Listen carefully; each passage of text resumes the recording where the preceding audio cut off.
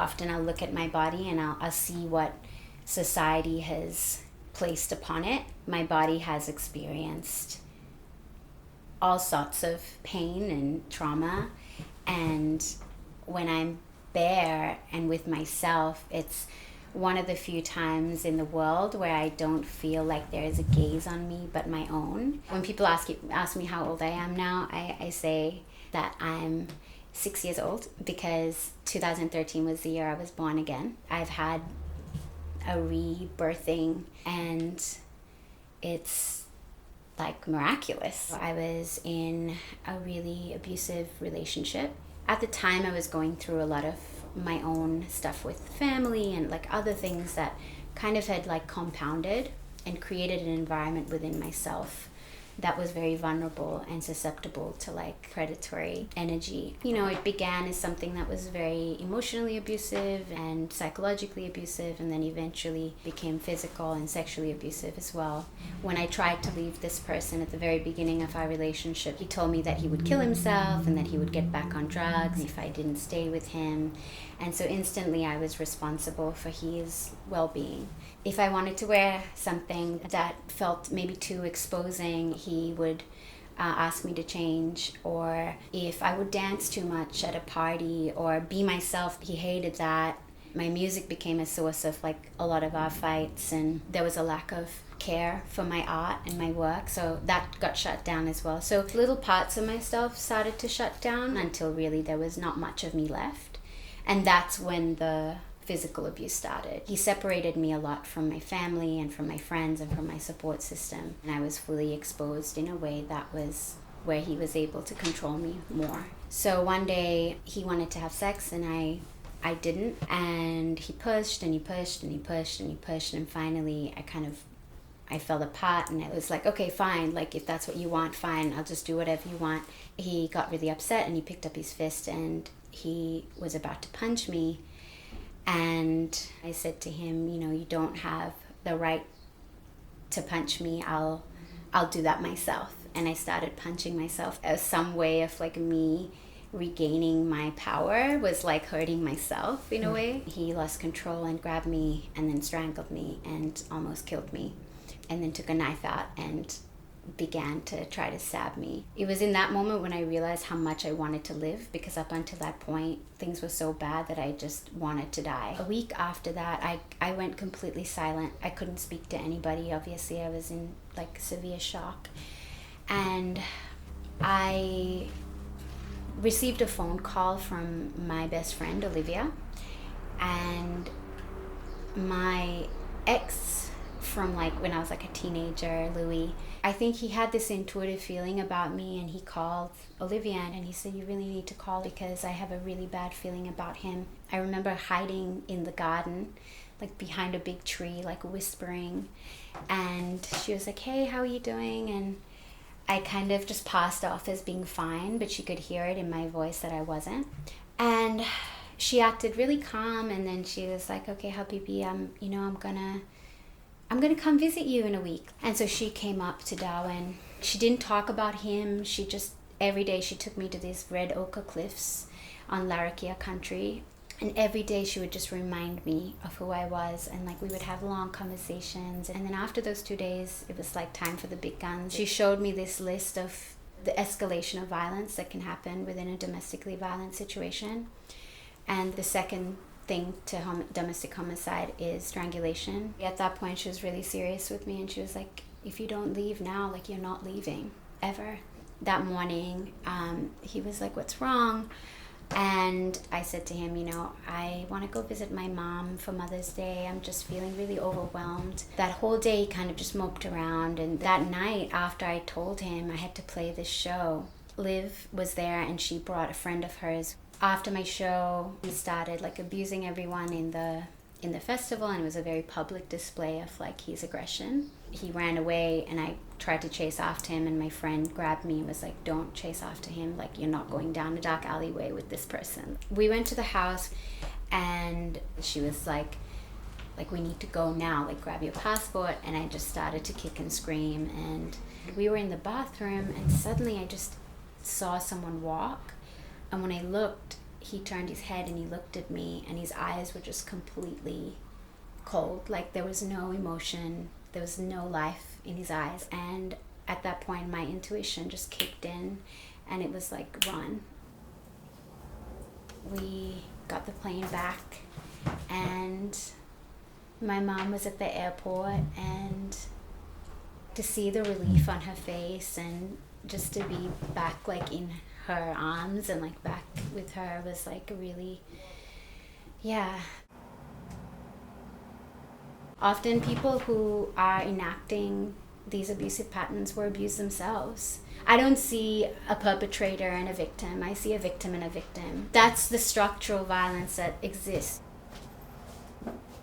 It was only really about a year or two after that that I really fell deep into like getting therapy properly and working on stuff. And I had started writing all this music to kind of therapize myself. I started to realize that I was writing an album that was depicting not just my story, but it was depicting a story that is experienced by so many people. The title track of the album is a conversation that I had with my inner child a few years ago about love, and finding out that this child didn't really grow up knowing what love was or what love looked like. I think the versions of love that I had been exposed to were versions of love that were so woven into dishonesty and violence. And I think real love is about care. My ancestors didn't have the space or the privilege like I do now to unpack these things. I have to say, it's an ode to my queer family that I have been able to re-express myself again, because I just got inserted into the queer community in Australia and in Sydney, and I met all these beautiful people. I started playing shows in queer spaces, and just, I don't know, being around that kind of expression of freedom again reminded me like, yo, this is who I am.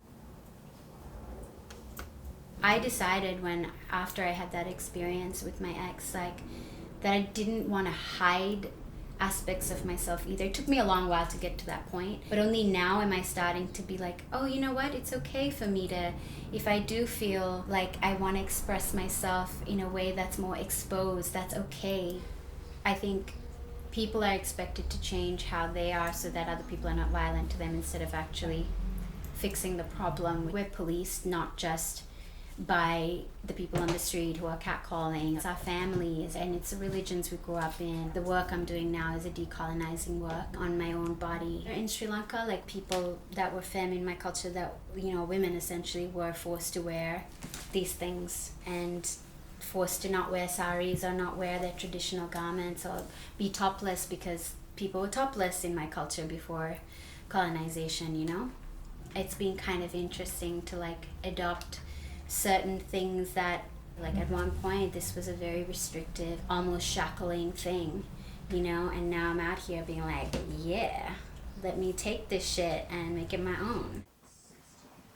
I've been nervous about my own sexual expression and how and where and with who, and I'm also very careful and discerning with who I share my energy with. I've been learning what love is through my chosen family and through my soul family, through my friends. And these last 2 years I made a decision. I told myself I wouldn't be in a romantic relationship or relationships until I finished this album. I knew that I was going on an odyssey or a pilgrimage, and whenever one of the old seers or prophets would go on a journey, they wouldn't be tagging along their lover. I decided that this was a solo journey. But within these 2 years, it's been so interesting because I've been opening again and allowing like my heart to blossom, and allowing like romantic interactions to happen, and the mirrors that they're holding up to me now are so amazing. I said this to this person that I had a beautiful romance with recently, that in her presence I felt like I could see myself again. I could see myself not as my past self, as my traumatized, hurt self, or as my future self, but as myself right now in this moment. And I was like, wow, I'm glorious.